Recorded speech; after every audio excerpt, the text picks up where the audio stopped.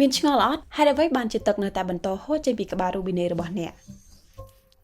ទេយើងមិនដែលឆ្ងល់ទេពីព្រោះយើងដឹងហើយថាទឹកនៅលើផែនដីមានច្រើនណាស់ប្រជាជនមិនអាចប្រកាសថាពួកគេនឹងមានទឹកគ្រប់គ្រាន់ជារៀងរាល់ថ្ងៃនោះទេ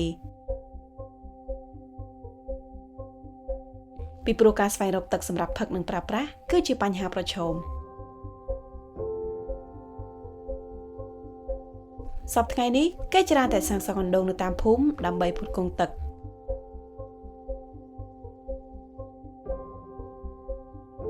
ដែលបានចំណាយប្រហែល$1,000ប៉ុន្តែបន្ទាប់ពី2ទៅ3ឆ្នាំកន្លងទៅអណ្ដូងទាំងនោះខូចឈប់ដំណើរការហើយគ្មាននរណាម្នាក់មានសមត្ថភាពនៅក្នុងការជួសជុលវានោះទេដែលបណ្ដាលឲ្យអ្នកភូមិគ្មានទឹកប្រើប្រាស់ម្ដងទៀត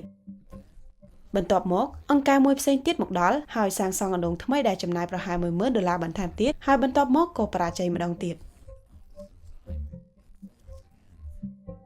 40% នៃប្រព័ន្ធទាំងអស់ដែលពួកគេបានធ្វើមិនដំណើរការនោះទេយើងមានមធ្យោបាយដែលអាចផ្លាស់ប្ដូរវាបានគឺជំហានដំបូងត្រូវគិតគូររាល់ការចំណាយទាំងអស់ដែលយើងហៅថាវដ្តនៃការចំណាយសម្រាប់ការផ្ដល់សេវាហើយការចំណាយទាំងអស់នោះរួមមានដូចខាងក្រោម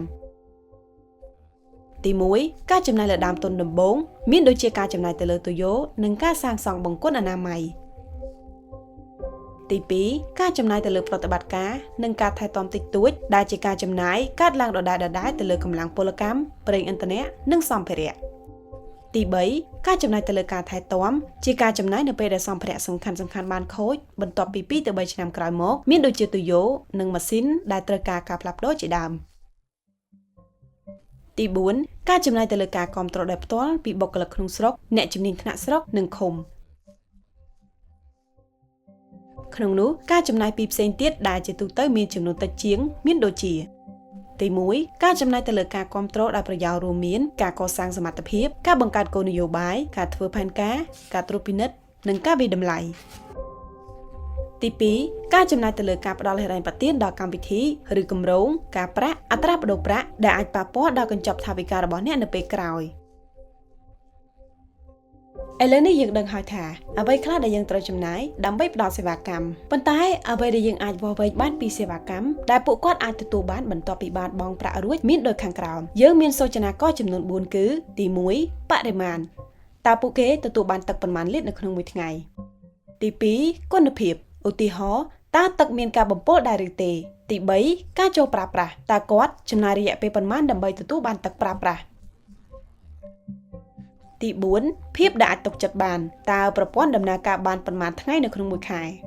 សូចនាករទាំង4អាចត្រូវបានដាក់នៅក្នុងកម្មចន្ទាសេវាកម្មដែលមានកម្រិតចំនួន5ចាប់ពីគ្មានសេវាកម្មរហូតដល់មានសេវាកម្មកម្រិតខ្ពស់